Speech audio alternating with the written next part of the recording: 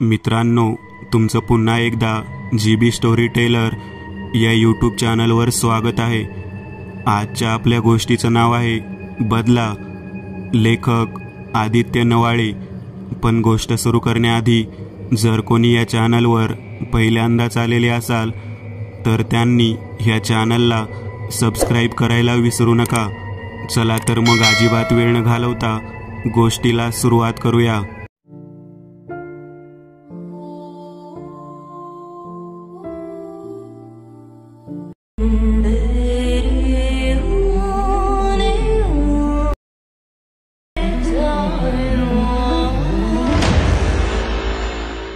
छत्तीस वर्षाचा सुरेशने स्वतःची गाडी एका नामांकित IT कंपनीत भाड्याने दिली होती।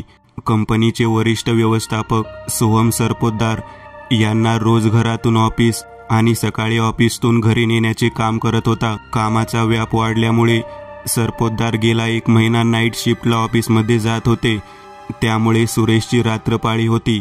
त्या रात्री 10:30 वाजता सुरेश सरपोतदार यांच्या इमारतीखाली पोहोचला। रोज 11:15ला गाडीत बसणारे सरपोतदार यांना आज खूप उशीर झाला होता।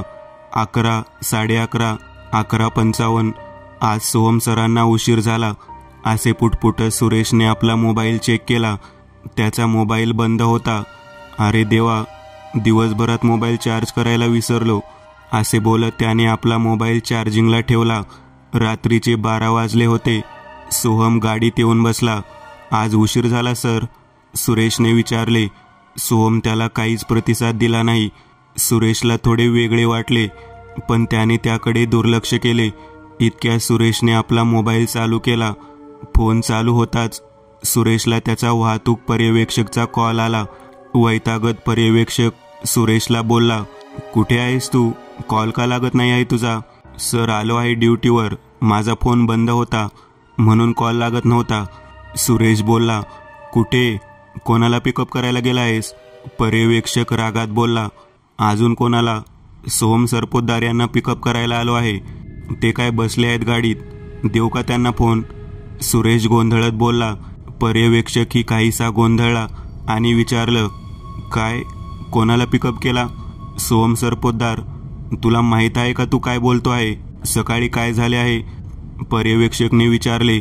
नाही, मला नाही माहीत काय झाले। काही समस्या झाली आहे का? सुरेशने विचारले। अरे, तुला सकाळपासून कॉल करत होतो, तुझा फोन लागत नव्हता। सोहम सरपोतदारांचा सकाळीच मृत्यू झाला आहे, गळफास लावून घेतला त्यांनी। हे ऐकून सुरेशला घाम फुटला, कारण सोहम सरपोतदार त्यांच्या गाडीतच बसला होता। सुरेशची बोबडी वळली होती। सोहम सरांचा मृत्यू सकाळी झाला आहे, तर मग हे काय आहे? नाही, हे शक्य नाही। सुरेशच्या तोंडातून हे शब्द बाहेर पडले। सोहमच्या चेहऱ्यावर एक आसुरी हास्य आले। एक जोरदार किंकाळी फुटली। 3 महिन्यानंतर सोहम आणि सुरेश यांच्या मृत्यूची केस नैसर्गिक मृत्यू म्हणून पोलिसने बंद केली आणि 1 महिन्याने ऑफिस पूर्ववत झाले।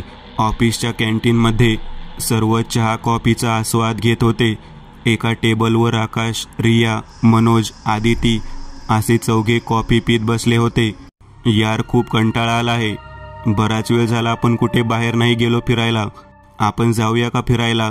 रिया बोलली। हां यार, आपण जायला पाहिजे फिरायला, सर्व बोलले। आकाश बोलतो, ठीक आहे, आपण जाऊया फिरायला। तसं पण गेला 1 महिना आपण सतत काम करत आहोत, मन पण फ्रेश होईल। आणि अजून एक गोष्ट मला तुम्हाला सांगायला खूप आनंद होत आहे की गेल्या 1 महिन्याची मेहनत आता फळाला लागली आहे। आपण डेव्हलप केलेला सॉफ्टवेअर कंपनीने मंजूर केला आहे, त्यामुळे लवकरच आपल्याला प्रमोशनही मिळणार आहे। थोडी फॉर्मॅलिटी पूर्ण झाल्यावर आपण सर्व या कंपनीत उच्च पदावर असू, त्यामुळे सेलिब्रेट करायला आपण सर्व बाहेर जाऊया। उद्या शनिवार आहे, सलग 3 दिवस आपल्याला सुट्टी आहे, त्यामुळे उद्या जाऊ। काय बोलतो मनोज? हो, नक्कीच जाऊ, खूप मज्जा करू, मनोज बोलतो। पण जायचं कुठे? आदिती विचारते। फार्म हाऊसला, रिया बोलते। मग ठरलं, उद्याच आपण फार्म हाऊसला जाऊ। माझ्या ओळखीचे एक फार्म हाऊस आहे, आजच बुक करतो। एकमताने सर्व ठरवून सर्व कामाला लागतात। दुसऱ्या दिवशी सकाळी आकाश आपली गाडी घेऊन रियाला पिकअप करण्यासाठी जातो. मनोज आणि आदिती पहिलेच रियाच्या घरी पोहोचले होते. सगळे गाडीत बसतात. त्यांचा प्रवास सुरू झाला, कदाचित शेवटचा. किती वेळ लागेल? आदिती विचारते. माझ्या ओळखीचे फार्म हाऊस आहे, सुंदर आहे, छान आहे, तुम्हाला आवडेल तिथे. 2 ते 3 तासात पोहोचू आपण, आकाश बोलला. 2.5 तास प्रवास केल्यानंतर त्यांची गाडी एका गेट समोर थांबते. आकाश हॉर्न देतो. आलो आलो. 35 ते 40 वयाचा एक व्यक्ती धावत गेटजवळ येतो आणि गेट उघडतो. माफ करा, गेट उघडायला उशीर झाला, मी बागेत काम करत होतो. या मालकांचा काल फोन आला की तुम्ही येणार आहेत. गाडीतून सामान काढत ती व्यक्ती बोलली. तुमचे नाव बबन आहे का? या फार्म हाऊसच्या मालकाने सांगितलं होतं की बबनला भेटा, ते तुमची सर्व सोय करेल. होय साहेब, माझे नाव बबन, मी या फार्म हाऊसची देखरेख करतो. या, तुमच्या खोल्या दाखवतो. फ्रेश व्हा, तोपर्यंत मी जेवणाची तयारी करतो. दुपारी सगळे जेवायला जमतात. जेवण करत असताना, मग कसं वाटलं फार्म हाऊस? आकाश विचारतो. छान आहे, हिरवेगार झाडे, स्विमिंग पूल, शांत वातावरण, मन शांत झालं इथे येऊन. थँक्स, रिया बोलली. रिया आणि आकाशचे एकमेकांवर प्रेम होते. ऑफिसमध्ये मनोज आदितीला सोडले तर कोणालाच या गोष्टीबद्दल माहीत नव्हते. जेवण झाल्यावर रिया आदिती आराम करायला खोलीत गेल्या. फार्म हाऊसच्या मागच्या बाजूला लागून असलेल्या जंगलाकडे आकाश एकटक बघत होता. कसली तरी तंद्री लागली होती त्याला. कानात काही पुटपुटत असल्याचे त्याला वाटत होते, जणू काही जंगल त्याला बोलावत होते. आकाश, काय झालं तुला? तिकडे काय बघतो आहे? मनोज त्याला आवाज देत होता. आकाशची तंद्री तुटली. हां, काय झालं? अरे तुला काय झालं? एकटक जंगलाकडे काय बघत होता? काय आहे? मनोजने विचारले. काही नाही रे, आपण उद्या जंगलात जाऊ, थोडी साहस पण होईल आणि मज्जाही येईल. ठीक आहे, आपण जाऊया, पण फार्म हाऊस बघायचं आहे मला. चल मुलींना बोलावू, मनोज बोलला. सर्व फार्म हाऊस बघून झाले. काही फोटो काढून झाल्यावर सर्व अंगणात बसले होते. रिया आपले डोके आकाशच्या खांद्यावर ठेवून बसली होती. बबन अंगणाच्या एका बाजूला उभा होता. बबन, किती वर्ष झाली इथे काम करतो आहे? 4 वर्ष साहेब. उद्या आम्हाला फिरायला जायचे आहे. इथं अशी कोणती जागा आहे जिथे आम्ही जाऊ शकतो? तुम्हाला माहीतच असेल ना? होय साहेब, डाव्या अंगाला थोडे खाली उतरलात की एक झरा आहे, पाणी कमी आहे पण बघण्यासारखं आहे. ते काय, फोटो? हां तेच, तेही करू शकता. इथे येणाऱ्या सर्वांना मी तिथे जायला सांगतो. खूप जणांना ती जागा आवडली आहे. पाण्यात खेळायला कोणाला नाही आवडणार साहेब? हां, आपण जाऊया तिथे. मला पण खूप फोटोज काढायचे आहेत, आदिती बोलली. रियाने सुद्धा आदितीला सहमती दाखवली. ठीक आहे, आपण जाऊया. पण बबन, मला एक सांग, या फार्म हाऊस मागे लागूनच जंगल आहे, त्याचा तुम्हाला त्रास होत नाही का? म्हणजे जंगली जनावर वगैरे यांचा? आकाश विचारतो. जंगलाबद्दल विचारताच बबन थोडा घाबरतो. बबनच्या चेहऱ्यावरची भीती आकाशला जाणवते. त्याला जाणवते की बबन काहीतरी लपवतो आहे. घाबरतच बबन बोलतो. होय साहेब, पहिला होत होता, पण 1 वर्षापूर्वी मी मालकांना सांगितलं. त्यांनी घराभोवती मोठी भिंत बांधून दिली. तिथपासून काही त्रास नाही. पण माझी एक विनंती आहे, तुम्ही त्या जंगलाकडे जाऊ नका. ठीक आहे, नाही जाणार, मनोज बोलतो. चला, रात्र खूप झाली आहे, झोपूया. उद्या जायचं आहे ना झऱ्यावर? रिया बोलते. सगळे झोपायला जातात. रात्रीचा 1 वाजला. बाहेर पावसाने थैमान घातला होता. विजा कडाडत होत्या. रिया शांतपणे झोपली होती, पण विजेच्या आवाजाने आदितीला जाग आली. पाऊस पडत असल्यामुळे खोलीतलं वातावरण थोडं भयानकच वाटत होतं. आदितीला तहान लागली. टेबलवर ठेवलेली पाण्याची बाटली तिने तोंडाला लावली आणि एका श्वासात सर्व पाणी प्यायली. शेवटचा घोट संपत असताना खटकन आवाज आला. खोलीतली एक खिडकी झटक्याने उघडली. आदिती पूर्णपणे घाबरली. घाबरतच तिने खिडकी बंद केली. झोपायला जाण्यासाठी तिने पाठ वळवताच पुन्हा खटकन आवाज झाला. पुन्हा ती खिडकी उघडली गेली. आता आदिती नेमकी त्या खिडकीसमोर आली. तिने सहज खिडकी बाहेर डोकावले. ती खिडकी जंगलाच्या दिशेने उघडत होती. आदितीने थोडं निरखून बघितलं. तिथं तिला त्या भिंतीवर काही असल्याचं जाणवलं. तेव्हाच वीज पडली आणि त्या विजेच्या प्रकाशात आदितीने पाहिले की एक मानवी आकृती त्या भिंतीवर बसली होती. काही क्षणात त्या आकृतीचे डोळे लाल रंगात चमकले. इथे आदितीच्या डोळ्याच्या भोया पूर्णपणे काळ्या झाल्या. ती एखाद्या निर्जीव बाहुलीसारखी जंगलाच्या दिशेकडे जाऊ लागली. ती आकृती पुढे आणि आदिती मागे. जणू त्या आकृतीने आदितीला वशमध्ये केले होते. भर पावसात आदिती जंगलामध्ये जात होती. काटे दगड लागल्यामुळे आदितीच्या पायातून रक्त येत होते, पण आदितीला काही जाणवत नव्हते. पण ती फक्त त्या आकृती मागे जात होती. जंगलात एका विशिष्ट ठिकाणी येऊन ती आकृती थांबली आणि आदितीकडे एकटक बघत होती. विजेच्या आवाजाने आदितीची तंद्री उडाली. विजेच्या प्रकाशात आदितीने त्या आकृतीला स्पष्ट बघितलं आणि तिची किंकाळी निघाली. लाल भडक डोळे, सडलेला चेहरा, शरीरातून ठिकठिकाणी किडे बाहेर पडत होते. एक सडका वासही येत होता. हे दृश्य बघून आदिती फक्त बेशुद्ध पडायची बाकी होती. पण शरीराचे सर्व बळ एकवटून ती पळू लागली. ती आकृती तिच्याकडे बघून आसुरी हसत होती. घोगऱ्या आवाजात, पळून पळून जाशील कुठे, सोडणार नाही तुला. आदिती घाबरून पळू लागली. पळता पळता तिचा पाय कशात तरी अडकला आणि ती पडली. तिच्या दोन्ही पायात झाडाची वेल गुंडाळली जाऊ लागली आणि आदिती फडफडतच ओढली जाऊ लागली. ती आकृती आदितीकडे बघत होती आणि जोरजोरात हसत होती. आदिती स्वतःला वाचवण्याचा प्रयत्न करत होती, पण सर्व व्यर्थ होते. ती तडफडत जात होती. हळूहळू जमिनीत रुतत जात होती. जोरजोरात ओरडत होती, वाचवा, मला वाचवा, कोणी नाही येणार तुला वाचवायला. क्षणात ती आकृती त्या जमिनीत गेली. सकाळ झाली. रियाला जाग आली. बाजूला आदिती नाही हे बघून रिया घाबरली आणि आकाशला आवाज देऊ लागली. काय झाले, आवाज का देत आहेस? आकाशने विचारले. अरे आदिती जागेवर नाही आहे. असेल ग बाहेर, आपण बाहेर बघूया, असेल इथेच कुठेतरी, ये बघूया, आकाश बोलला. रियाचा आवाज ऐकून मनोजही आला. काय झालं, आवाज कसला आहे? अरे आदितीला पाहिलं का? नाही. का? झाले तरी काय? अरे आदिती नाही भेटत आहे, माहीत नाही कुठे आहे. चल बाहेर बघू, आकाश बोलला. काय? चल बघू. दोघेही आदितीला हाक मारत होते. अरे गेली कुठेही?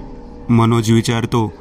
काय माहीत, एक काम कर, तू पूल साईड बघ, मी मागे बघतो. ओके चल, मनोज बोलला. काही क्षणातच रिया किंचाळते. दोघे धावत रियाकडे येतात आणि विचारतात, काय झाले, का किंचाळलीस? रिया घाबरत खिडकीकडे बोट दाखवते. खिडकीतून बघितलं तर आदिती भिंतीला लागून जमिनीवर बेशुद्ध पडली होती. दोघे आदितीकडे जातात. तिला उचलून घरात आणतात. मनोज, बबन बरोबर जा आणि डॉक्टरांना घेऊन ये, आकाश बोलतो. रिया आदितीच्या डोक्याशी रडत बसते. आकाश रियाला धीर देतो. काही नाही होणार आदितीला, काळजी करू नको, डॉक्टर येतील, सर्व ठीक होईल. डॉक्टर येतात, आदितीला चेक करतात, औषध देतात, इंजेक्शन देतात. मनोज त्यांना सोडायला बाहेर जातो. रिया रडत, काय झाले हे? आदितीची ही अवस्था मला नाही बघवत आहे. आकाश रियाला मिठीत घेतो. तेवढ्यात बाजूची खिडकी झटक्याने उघडते आणि समोरचा फ्लॉवर पॉट धमकन फुटतो. रिया घाबरते. हवेने पडला असेल, घाबरू नको. पण आकाशच्या मनात संशयाची पाल चुकचुकत होती. मनोज हताश अवस्थेत आत येतो. काय झाले आदितीला? आकाश त्याला विचारतो. रडवेल्या आवाजात, जबरदस्त मानसिक धक्का बसला आहे, तापही आहे अंगात, आराम करायला सांगितलं आहे. ठीक आहे रिया, आदितीची काळजी घे. आपण उद्याच निघू इथून. शहरात गेल्यावर चांगल्या डॉक्टरला दाखवू. चला बॅगा भरायला घ्या. झालेल्या प्रकारामुळे सर्वांचा हिरमोड झाला होता आणि वेळही तशी निघून गेली होती. बॅगावरून सर्व झोपी गेले. मनोजला झोप येत नव्हती म्हणून तो हॉलमध्ये बसला होता. रात्रीचे 1:30 वाजले. अचानक मनोजला कसली तरी चाहूल लागली. मंद प्रकाशात मुलींच्या खोलीतून कोणीतरी वेगात बाहेर जाताना दिसले. मनोज त्याच्या मागे जाऊ लागला. ती व्यक्ती घराच्या मागे जंगलाच्या दिशेने जात होती. मनोजही तिच्या मागे मागे जात होता. कुट्ट काळोखात एका छोट्या दिव्याच्या प्रकाशात ती व्यक्ती मनोजला थोडी स्पष्ट दिसली. ती आदिती होती. आदिती, थांब. कुठे चालली आहेस? थांब, त्या बाजूला जंगल आहे. नको जाऊ, मनोज बोलला. आदिती थांबली. तिने वर आकाशकडे बघितले आणि अचानक पाऊस चालू झाला. अगं बरं नाही ना, मग पावसात काय भिजते? चल घरात, असे बोलून मनोज आदितीच्या समोर उभा राहतो. विजेच्या प्रकाशात मनोज आदितीचा चेहरा बघतो आणि त्याचे अवसानच गळते. आदितीची अवस्था त्या आकृतीसारखी झाली होती. लाल भडक डोळे, सडलेला चेहरा, शरीरावर ठिकठिकाणी जखमा होत्या. त्यातून रक्त येत होते. शरीरातून ठिकठिकाणी किडे बाहेर पडत होते. एक सडका वासही येत होता. आदितीची अवस्था पाहून मनोजचं हृदय त्याच्या घशात आले होते. त्याच्या तोंडातून शब्द फुटत नव्हते. हे काय झाले तुला? आदिती त्याच्याकडे एकटक बघत होती. आसुरी हसत होती. मी आदिती नाही. प्रमोशन हवं होतं ना तुला? हे घे प्रमोशन. हे कसं शक्य नाही? कोण तू? हे शब्द मनोजच्या तोंडातून निघताच एक जोराची किंकाळी असं म्हणतात दुमदुमली आणि अचानक हातात आलेल्या कुऱ्हाडीचे पाते आदितीने मनोजच्या गळ्यावर फिरवले. प्रहार एवढ्या जोरात होता की मनोजचे मुंडके त्याच्या शरीरापासून वेगळे होऊन एका फुटबॉलसारखे उडून बाजूला पडले. आदिती तिथेच घोगऱ्या आवाजात हसत उभी होती. या सर्व प्रकारापासून नकळत आकाश खोली झोपला होता. कसल्या तरी आवाजाने त्याला जाग आली. तो आवाज किचनकडून आला होता. आकाश खोलीचं दार उघडून बाहेर येताच रिया धावत त्याच्या मिठीत आली. पुरती घाबरली होती ती. तोंडातून शब्द फुटत नव्हते. फक्त किचनकडे बोट दाखवत होती. काय झाले रिया? का किंचाळलीस? काय झाले? आणि किचनमध्ये काय आहे?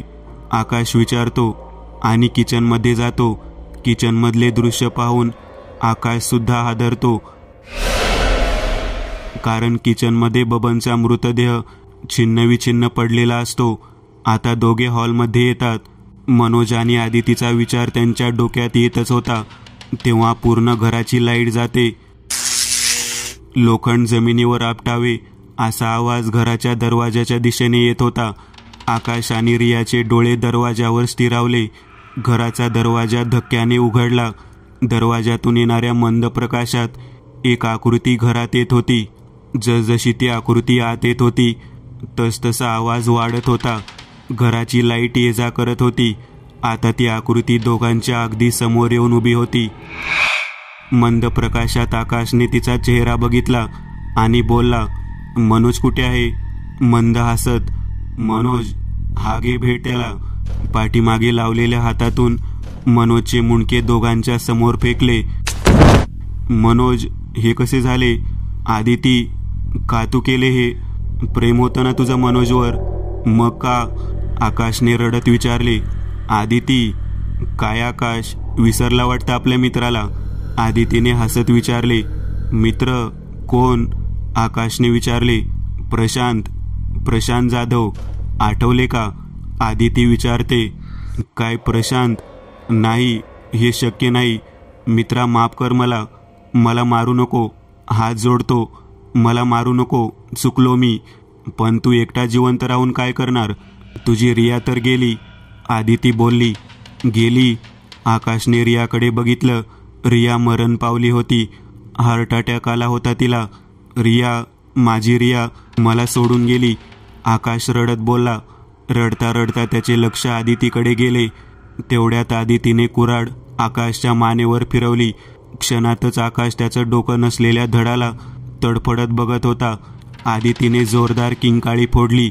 आणि तिच्या शरीरातून एक काळी आकृती बाहेर पडली आणि तिच्या समोर उभी राहिली. काय केलंस हे? माझ्या हातातून माझ्या सर्व मित्रांना मारून टाकलं. कोण आहे तू? आकाश आणि तुझा काय संबंध? का मारले या सगळ्यांना? मला काय या सर्वांमध्ये ओढलं? दमलेल्या स्वरात आदितीने विचारले. का? प्रमोशन तर तुला पण पाहिजे होतं ना? लालूच तर तुझ्या मनात पण होती ना? ती आकृती बोलू लागली. माझं नाव प्रशांत, एका गरीब घरातला होतो. माझ्या आईवडिलांचे स्वप्न होते की मी खूप शिकावे, आपले आयुष्य सुखी बनवावे. मी सुद्धा हे स्वप्न पूर्ण करण्यासाठी खूप मेहनत घेतली. दिवसा काम करून रात्री शिकायला जात होतो. जसजसं शिक्षण पूर्ण केले, सॉफ्टवेअर इंजिनियर झालो. ह्या कंपनीत जॉब मिळवला, स्वतःचे घर घेतले. पण दुःख एवढेच होते की हे सर्व बघायला माझे आईवडील माझ्या बरोबर नाही राहिले. आकाश कंपनीत माझ्या बरोबर एकाच पदावर काम करत होता आणि माझा खूप चांगला मित्र होता. मग मला रिया भेटली. माझं तिच्यावर प्रेम जमलं, तिचा पण माझ्यावर प्रेम होतं. लवकरच आम्ही लग्न करायचं ठरवले. ह्याच काळात मी एका सॉफ्टवेअरवर काम करत होतो. त्याने कंपनीला खूप फायदा होणार होता. मला आपल्या कंपनीत चांगले पद मिळणार होते. सॉफ्टवेअरच्या कामामुळे मी जास्त बिझी राहू लागलो, त्यामुळे मला रियाला वेळ देता येत नव्हता. पण हेही खरं आहे, हे सर्व मी तिचा आणि माझ्यासाठी करत होतो. मी रियाला वेळ नाही देऊ शकत असल्याच्या कारणावरून आमच्यात वाद होऊ लागले. वादाचे रूपांतर मोठ्या भांडणात झाले. आकाश कधी कधी आमच्यात मध्यस्थी करत असे.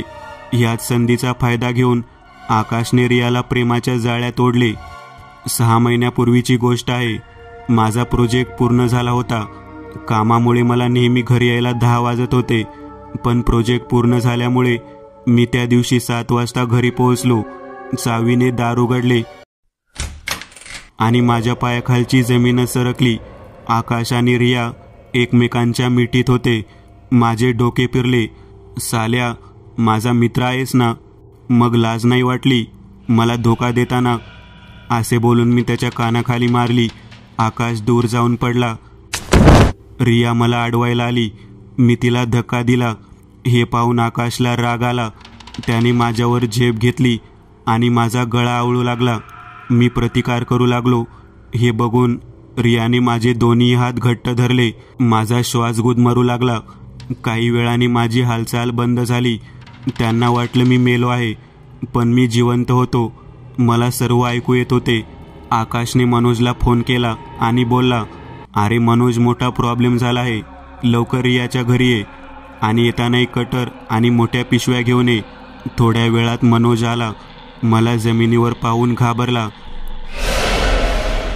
ह्याला काय झालं? मनोजने विचारले. मेला आहे तो. तू कटर आणला का? आकाशने विचारले. हो. मग त्याचं काय? काप त्याला, आकाश बोलला. काय?